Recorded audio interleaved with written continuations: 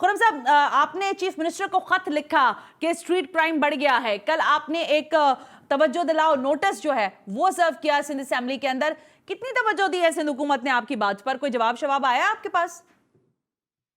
जी, अभी तक तो मुझे कोई जवाब मिला नहीं है, लेकिन मैं आपको बताऊं कि सिर्फ ऐसा नहीं है कि हमने चीफ मिनिस्टर से कहा हो। सबसे पहले आपको याद हो कि हमने सिंध असेंबली के अंदर यहाँ पे कॉल अटेंशन का जमा करवाई और कॉल अटेंशन के ज़रिए हमने जगाने की कोशिश की है सुबह सिंध के इस पूरे ऐवान को। उसके अलावा आज से तकरीबन 1.5 महीने पहले सिंध हाई कोर्ट के अंदर एक पेटिशन मैंने जमा कराई है रिगार्डिंग स्ट्रीट क्राइम। और अब फाइनली आज जो है ये एक ख़त लिखा है मैंने चीफ मिनिस्टर सिंध को, मुराद अली शाह साहब को, जो कि इस सूबे के होम मिनिस्टर भी होते हैं। और मैं आपसे बताऊं कि हैरान कौन नंबर्स हैं, क्योंकि आवाम को मालूम नहीं होता है। हम देख रहे होते हैं मोबाइल चोरी हो रहा है, गाड़ियां चोरी हो रही हैं, लोगों को जो है रेजिस्टेंस के ऊपर कत्ल कर दिया जाता है, लेकिन जब फिगर सामने आते हैं तो इंसान हैरान हो जाता है। सो मैंने CPLC से रब्ता किया और मैंने CPLC से कहा कि आप बताएं कि आपके पास अभी तक डेटा कितना आया है जो कि आपको ये बताए कि टोटल नंबर्स कितने हैं। सो आप बिलीव करें कि जो टोटल नंबर मुझे CPLC से सिर्फ कराची के शहर का मिला है, और वो भी सिर्फ सन 2021 का, वो 78,640 केसेस हैं ऑल टुगेदर स्ट्रीट क्राइम के, 78,640, जो कि बताता है कि 28% जो है ये इंक्रीज है स्ट्रीट क्राइम का रेशियो सन 2020 का, सिर्फ कराची का। और अगर मैं इसको आपको इसका ब्रेकअप दूं तो ब्रेकअप आता है कि 25,188 मोटरसाइकिलें कराची शहर से चोरी हो गई या गन पॉइंट पे ले ली गई।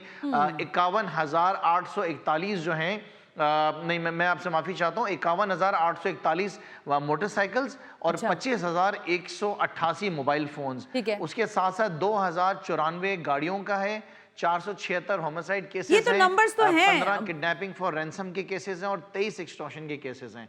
अब आप मुझे बताएं कि 78,640 केसेस आपके सिर्फ सन 2021 के हैं, और अगर आप पिछले 14 साल तक चले जाएं जब से पाकिस्तान पीपल्स पार्टी सूबे सिंध में इक़्तिदार के अंदर है, तो वो अंदाजा लगाएं कि कितना बड़ा वो जो है एक फिगर चले जाता है। मैं वापस आती हूँ ना, लेना पड़ेगा, और मैं उम्मीद करता हूँ मैं सवाल ये करना चाह रही हूँ खुर्रम साहब कि देखें IG सिंध फेल हुए हैं कि, या फिर आप मुझे ये बताएं कि चीफ मिनिस्टर जो कि पोर्टफोलियो रखे हुए हैं होम मिनिस्ट्री का, वो फेल हुए हैं। आपकी नजर में कौन फेल हुआ है? अच्छा देखें, इसमें दो चीज़ें हैं। डेफिनेटली IG साहब तो हम उनको बार बार कहते हुए हैं। आपने देखा होगा कि पिछले दिनों जब ये कत्ल गारत के केसेस चल रहे थे, जब ये सियाल फैमिली का आया और नाजिम चौकियों का आया, तो हम IG ऑफिस के बाहर जाके हमने एहतजाज भी किया। और IG साहब के ऑफिस जब गए तो मैंने IG साहब से कहा कि मैं कुछ दिनों में वज़ीर आज़म साहब के पास मिलने जा रहा हूँ और मैं उनसे ये शिकायत लगाऊंगा कि आप मुकम्मल तौर पर नाकाम हो गए सूबे सिंध के अंदर जो है अमन कायम करने में, कत्ल गारत को कंट्रोल करने में, स्ट्रीट क्राइम को कंट्रोल करने में।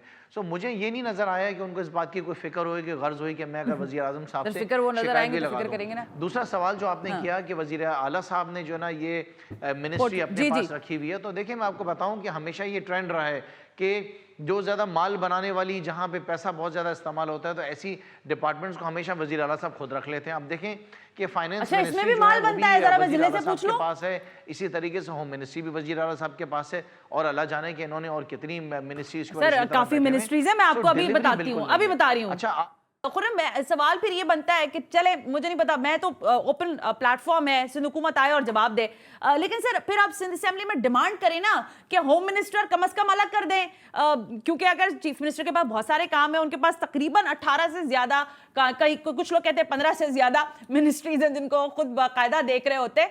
लेकिन सर फिर मैं ये पूछना चाहती हूँ, आप लोग डिमांड क्यों नहीं करते असेंबली के अंदर खड़े होकर होम मिनिस्ट्री के लिए? देखिए, असल में वज़ीर आला साहब की जिम्मेदारियां बहुत ज़्यादा होती हैं, बहुत ज़्यादा काम होता है, पूरे सूबे को उनको देखना होता है।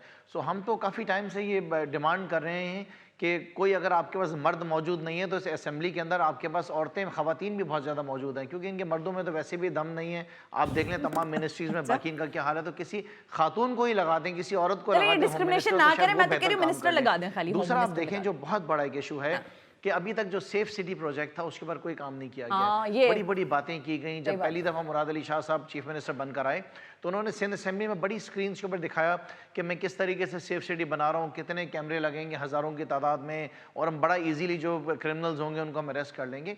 लेकिन 14 साल हो गए हैं, पाकिस्तान पीपल्स पार्टी जिस तरह ट्रांसपोर्ट के निज़ाम में कुछ ना कर सकी, इसी तरीके से 14 साल में शहर कराची को जो सेफ सिटी प्रोजेक्ट बनाना था वो आज तक इन्होंने नहीं बनाया। मुझे नहीं पता जो अरबों रुपए रिलीज़ हुए हैं, करोड़ों रुपए कैमरे की मद में रिलीज़ हुए, उनका क्या हुआ। जहां तक मेरी नॉलेज है जितने कैमरे लगे उसमें से 70 से 80% कैमरे सर जितनी दफा टेंडर हुआ है ना वो भी मुझे पता है, किन लोगों को टेंडर दिया है वो भी मुझे याद है, अभी मैं से ही पूछ लेती हूँ। जब तक उनको ऐसी फैसिलिटीज नहीं दी जाएंगी, क्योंकि देखिए कराची एक बहुत बड़ा शहर है ना, कराची को इतनी आसानी से डील नहीं किया जा सकता है। आपको अपनी पुलिस को वो तमाम ऐसा निज़ाम भी देना है, ऐसा सर्वेलेंस सिस्टम भी देना है जिसके जरिए वो ऐसे क्रिमिनल्स को पकड़ सकें। बहुत खिचपिच वाला शहर है, गली मोहल्ले हैं, कॉलोनीज हैं, जो क्रिमिनल्स होते हैं वो गन पॉइंट पे लोगों के मोबाइल फ़ोन छीनते हैं, गाड़ियाँ छीनते हैं, फिर गली मोहल्ले में भाग जाते हैं, छुप जाते हैं। सो हमें वो जो सेफ सिटी गौर के लिए खुर्रम साहब कुछ चीज़ों का जवाब ना मैं चाहती हूँ कि संदूक के अंदर बंद कर दिए पीपल। खुर्रम साहब कुछ चीज़ों का जवाब मैं चाहती हूँ क्लियरली दे देना आप। आईजी सिंध फेल है क्यों, या वजीर आला सिंध फेल है? कोई एक तो फेल है इसमें, इन दोनों में से किसको आप समझते हैं, किसका फेलियर है? सिस्टम फेलियर तो है ही है, लेकिन इन दोनों में से किसका फेलियर है? देखिए पूरा निज़ाम फेल हुआ है ना, पूरा निज़ाम फेल हुआ है। देखिए ये सिर्फ बात कराची की नहीं है, आप देखिए ना लाड़काना में क्या हालात हैं, नवाब शाह के अंदर क्या हालात हैं, सेवन में क्या डाकुओं का राज है, पूरे डाकुओं की बस्तियां बनी हुई हैं, लोग एंटर नहीं कर सकते हैं इलाकों के अंदर, आधी रातों को रोक लिया जाता है। सो हम तो कंसर्न सिर्फ कराची के लिए नहीं है, हम लाड़काना के लिए भी फ़िक्रमंद हैं जहाँ से बिलावल जीत कर आए, हम नवाब शाह के लिए भी फ़िक्रमंद हैं जहाँ से आसिफ अली जरदारी जीत कर आए, जहाँ से सेवन से मुराद अली शाह जीत कर आए वहाँ के लिए भी कंसर्न, एंड डेफिनेटली जहाँ से हम सब कराची से जीत कर आए हमें यहाँ की भी फ़िक्र है। बहुत बुरा हाल है सूबे सिंध का। 2023 तक अगर हम इंतज़ार करते रहे कि इलेक्शन आएंगे, हम जीतेंगे, इनको हटाएंगे, ये तो सिंध को स्टोन एज की तरफ लेके जा रहे हैं, मोइंजोदड़ो में इसको ये तब्दील कर देंगे।